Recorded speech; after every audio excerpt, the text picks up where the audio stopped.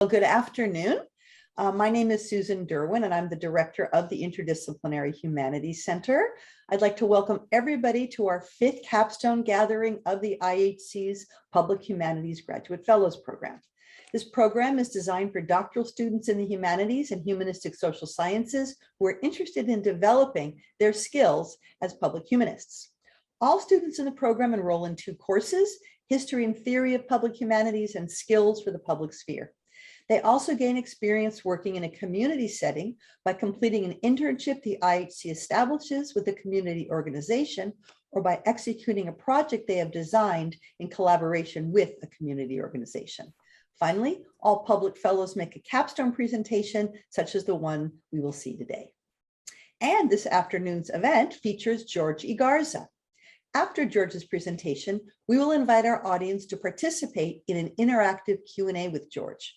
We encourage you to use the raised hand function, which you will find under the reaction icon on your screen. Once you raise your hand, I'll call on you and you can ask your question directly to George. You can also put your question into the chat function at the bottom of your screen, and I will do my best to see that they are there and pose them. Please be aware that we're recording this event and that we will be posting it on the IHC's website and YouTube channel. Before I introduce George, I want to take this opportunity to acknowledge the Chumash people, who are the traditional custodians of the land upon which the Interdisciplinary Humanities Center is located.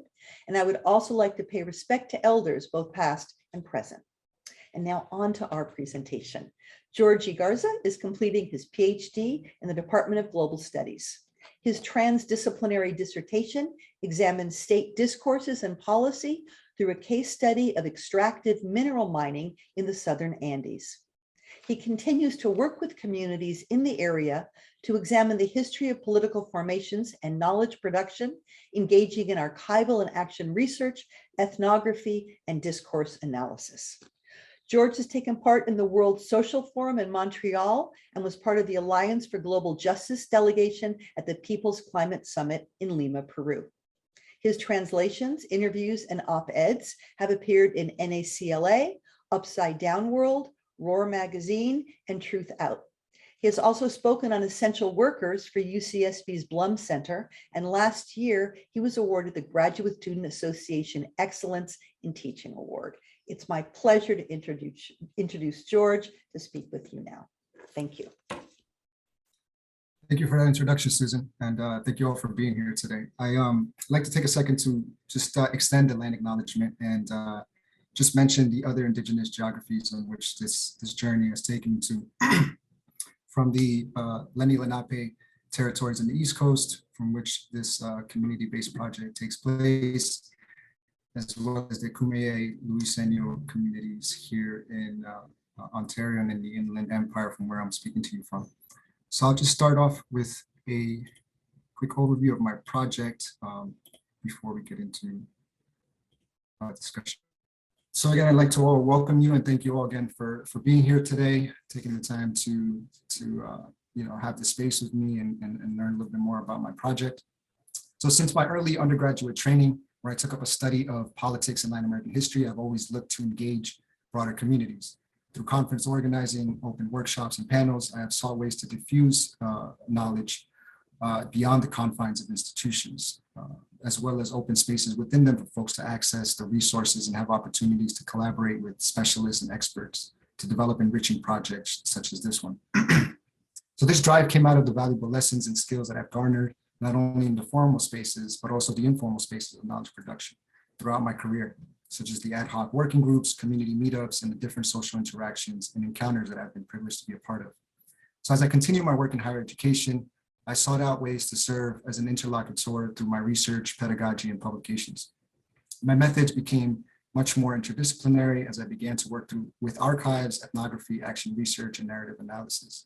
This multi-method approach came together in my dissertation work, where I examined the communal modes of resistance to extractive mineral mining in the Andes and indigenous place-based politics and their different kinds of enunciations. So just a little bit about the field I'm in, global studies.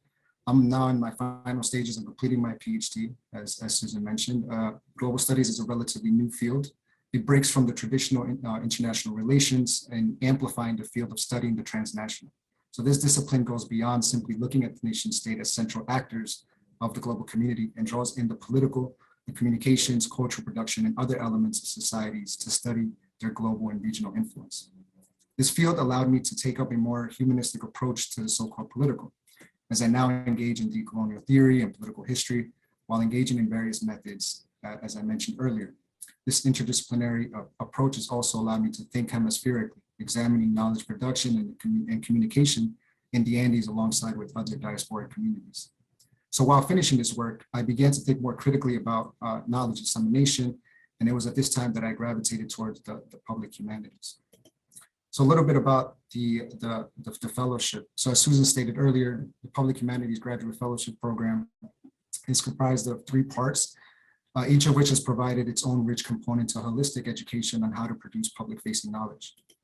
Our theory course examined the various concepts, ideas, and approaches to knowledge production, as well as the models and methods of community engagement and important critiques. All of this presented an invaluable space for myself and colleagues from various disciplines to think about how to best generate public-facing knowledge. Our skills course was a great space for us to apply these theories and explore the different ways the humanities are applied in practical and accessible formats, from social media to op-eds and web design. The skill class in particular expanded my repertoire. And so, as I mentioned earlier, I had always maintained a connection to community, and thus I saw the practicum and the community-based project as a great opportunity to collaborate with the group and apply the skills I learned in the program to co-produce knowledge.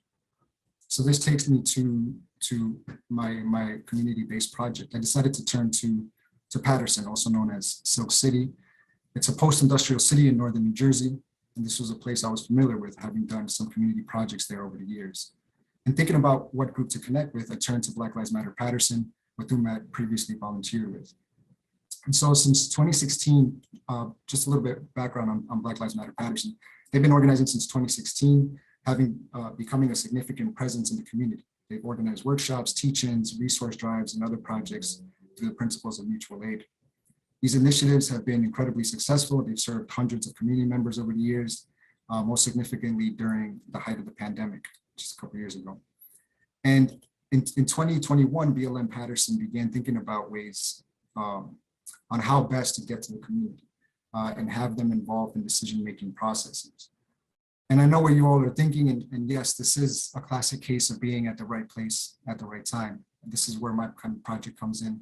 This is when the Paterson People's Assembly movement began to take shape. This was in the tail end of 2021, just last year. So people's assemblies can be best described as social movements. They're grassroots-based projects centered around participatory democracy that look to create a space for discussion and debates around important community issues with the goal of social transformation.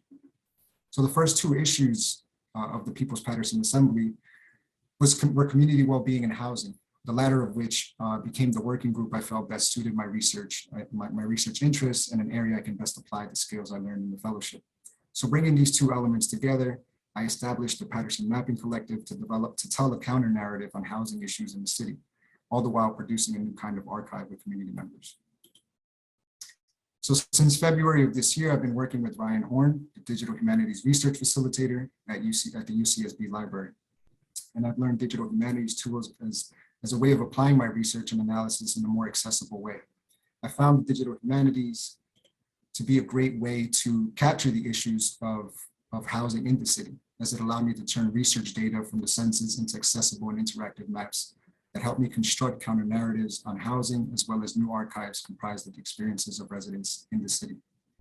I've been working with 2 specific tools, QGIS and ArcGIS, both of which are digital tools to map various kinds of data, including absentee ownership in the city, rents, housing prices, and other important data that could be synthesized and read together. So just to highlight one particular tool, ArcStory Maps is a blog-like site that allows you to embed interactive maps and tell a story on a particular issue. I've been leading the development of our first story map, of which you can see here to the right in the screenshot. Our first maps tell the story of under development in the city of Paterson, making use of quotes, interactive maps, and videos. Still in the working stages, we hope this story map can serve as a template to tell more stories about the city and serve as part of the educational repertoire of Black Lives Matter Paterson. So now in wrapping up the presentation, I'd just like to share some of my reflections about the project and my overall journey. This practicum has been defined as much by a process of unlearning as much as it is about learning. Institutions, by their very definition, have a set of norms and fixed components, and I quickly learned that the public domain is less fixed and is much more fluid and dynamic arena. So working with Black Lives Matter Paterson, we have had and continue to have conversations about the best practices for community engagement, navigating diverse cultures in supportive and constructive ways. And we're continuing to have these conversations.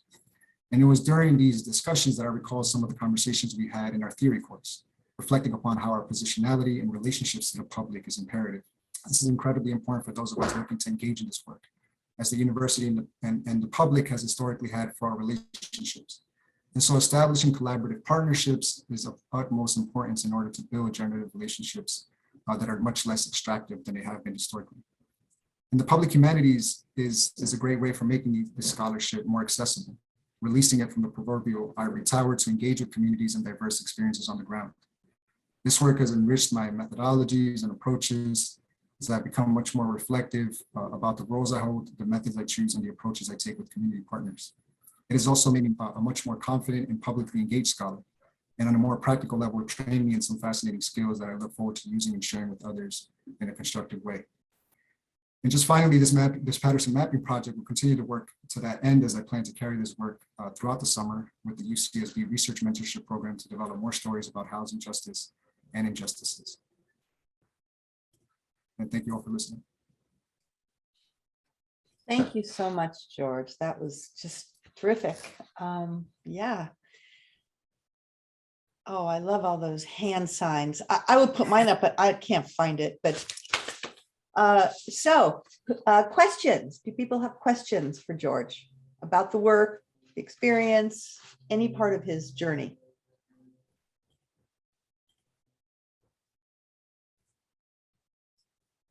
Any thoughts?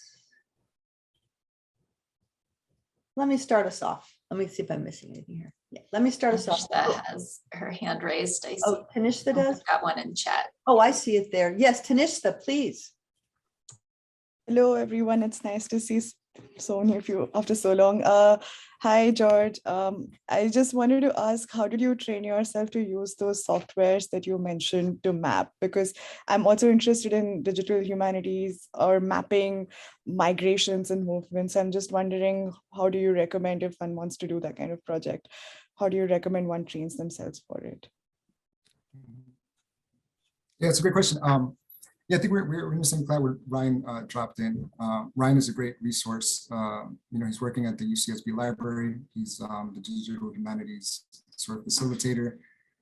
They do a lot of great work running workshops and trainings in that space. There's the very technical stuff, the QGIS, and the stuff that statistical analysis and urban planners use, but there's also the really accessible, user-friendly story maps or GIS story maps, which I'm also relying on. And that's really hands-on and collaborative. And again, it's very much structured like a blog. So anyone, it's very user-friendly and anyone can draw and input their research into it fairly easily. You could just input and upload videos. That's a great way of just telling a story and sharing that widely. And so the other more technical training, you can find those at the library, and Ryan Horn is a great resource for that. That's how I've been getting my training throughout this whole process. Thank you. And I'll be happy to check in, and if you have any other questions, you can just reach out to me. Keith. Hi, George. Thanks so much for your presentation. I am heading into my internship this summer, and I would love to hear from you as a student who has just completed your capstone. If you have any particular advice about the internship or thoughts that you might want to share for somebody who's at that stage in the IHC program. Thank you.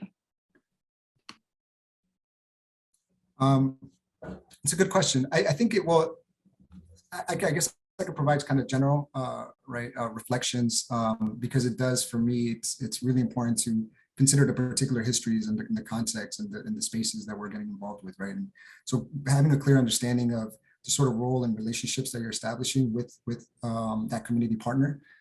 If it's an internship, a formal internship with a nonprofit, I'm assuming that those, engagements and that sort of those expectations are more clearly laid out. Whereas in my experience with community partner Black Lives Matter Paterson, while it is a nonprofit, it's very much decentralized in the sort of grassroots space. So people pick up and jump in wherever they're needed, and that can change on a dime, right? And so for me, it was kind of developing that sort of skills to be able to pivot and pick up the work whenever somebody slowed down for whatever reason. And just collaborate on projects whenever I was needed, right? And so having that sort of kind of being on the go and staying on my toes throughout the whole process was really important. And that's something that I recall from our conversations in our classes, where we talked about the, as I mentioned in the presentation, this sort of fluid and dynamic arena that is the public space, right? And it's very, for those of us that are coming out of academia, everything is typically well structured and very well laid out for us, right? Whereas when you're working in the public, it's kind of, it's a lot more dynamic and ad hoc at times. Whereas, it might be quite differently in an internship or depending on the nonprofits that you're working for. So I think it's just having a clear understanding of the culture that you're getting involved with, and just the expectations that are the expectations of you from that organization. Great. And I'll just echo that, the way you described that fluidity and responsiveness really carries forward into the work in organizations too, nonprofits. I think that's just crucial. Yeah. Excuse me. Any other questions or comments, thoughts?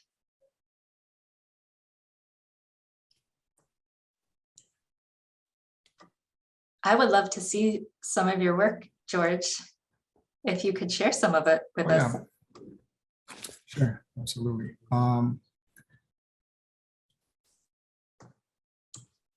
So maybe this, start off by sharing. So this is the more technical QGIS platform, and this is a fascinating tool. So we were able to map a few of absentee ownerships, and this is the city of Paterson.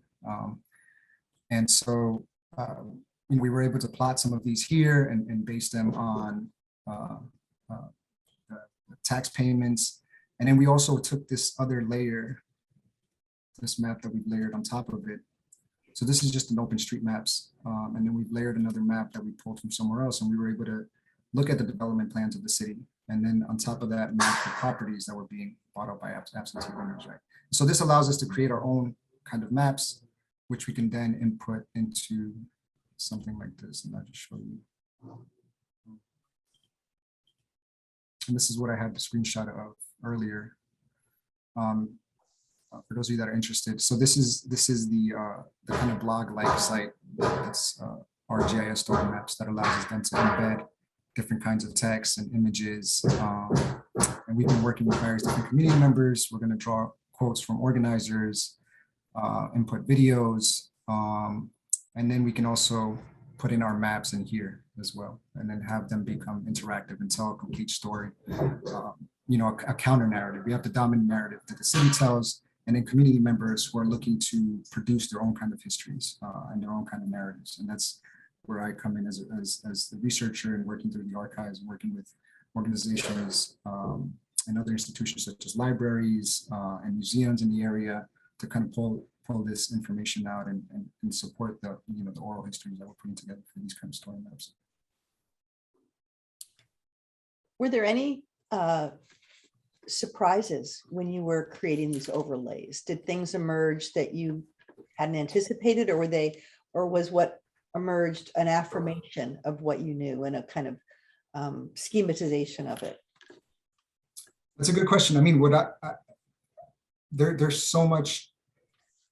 I guess I'll say this. I mean, just the idea of mapping something is a deeply colonial history, right? It has a deeply colonial history to it, right? To name nomenclatures and mapping. But it's also, the power is in the ability to map, and so to map back, right? As decolonial scholars have taught us, is also really important and empowering, because it's not an objective sort of practice, right? It's not what you decide to map and how you decide to map. It tells a unique story, right? It tells something. But so in developing this, and I sort of knew that, but in learning QGIS, it's just quite fascinating how once you begin to establish all these different layers, then the story kind of emerges. You start seeing, we have a couple students that are working on, the impact of pollution in the environment and the water and high rates of asthma, for example, in the city. And then once we're able to plot that on the map, we can add another layer as to that looks at development projects or Superfund sites, and then that kind of story begins to emerge. So it does reaffirm things that the community very much well knows, and that's something that I've learned, that the community is very well aware of their situation and a lot of their histories, but they don't have that toolkit, the resources, and the archives, the official archives. They don't have access to them, where they're unable to fully access them and make the best out of that. So I think that's where the specialists and analysts come in to partner with community members and affirm those kind of stories and experiences. Interesting. Kenzie. Hi there. Thank you so much, George. This is really, really inspiring work and really great to see the actual maps being created, the actual process of creating maps. I'd love to hear just your thoughts on how you hope these maps will be used. So is the intent mainly just for the community itself to see sort of this new mapping process that's more decolonial compared to other forms of mapping, or is this intended for policymakers? What's the intent of the maps? That's a great question. Yeah, and that's something we're working through right now currently. So within the Black Lives Matter Paterson organization, there's different working groups, and I'm not sure if I mentioned it, but I'm part of I plugged into the political education working group, and they're developing these sort of resources as educational tools for community members, right? To be better informed, to make and advocate for different decisions and legislation, right? So that's one way. So they're developing this Paterson Assembly project where they're bringing in folks to be better informed. And we also, we juxtaposing that with what the developers, did, where I pulled actually that development, that urban renewal map from. Their approach is quite different. They come in, they have a forum, and they ask folks, what's going on, and then they make their own decisions, right? But this is a way of enabling folks with the resources and the tools to understand and make sense of their surroundings, right? And so people have the stories, and as we just mentioned, are very well aware of their situation and their histories. And this serves as a sort of toolkit and resources for them to be able to feel more confident in telling these stories to politicians and continue to advocate for policy changes. And so it's gonna serve different purposes. It's simultaneously going to help folks put a sort of language and visual to what they're experiencing, as well as making folks more comfortable in advocating for policy changes in the city.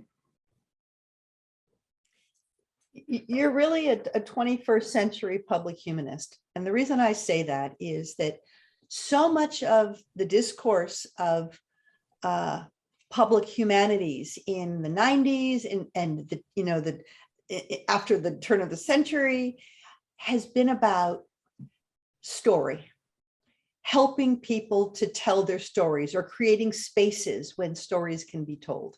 And this has been so much of the focus of public humanists.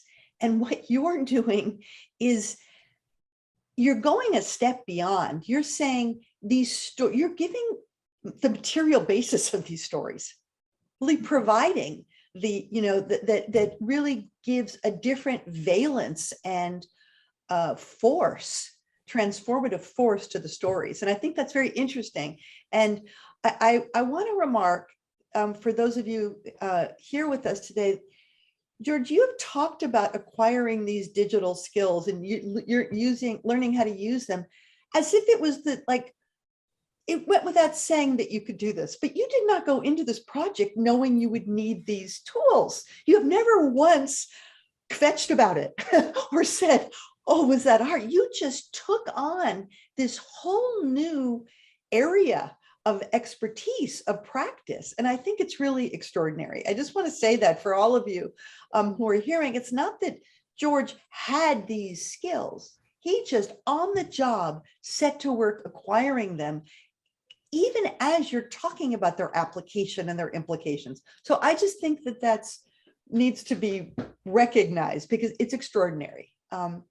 And maybe, yeah, so that's an example of retooling, acquiring, unlearning certain perhaps preconceptions of what you'd be doing only, refashioning that to augment. So maybe just this is one way into a closing question for you and a closing reflection that you might offer us about, you already have had, but going into this work, a lot of experience doing publicly engaged work, community-based work. That said, has this experience changed your understanding of what you are, who you are as a public humanist in any way?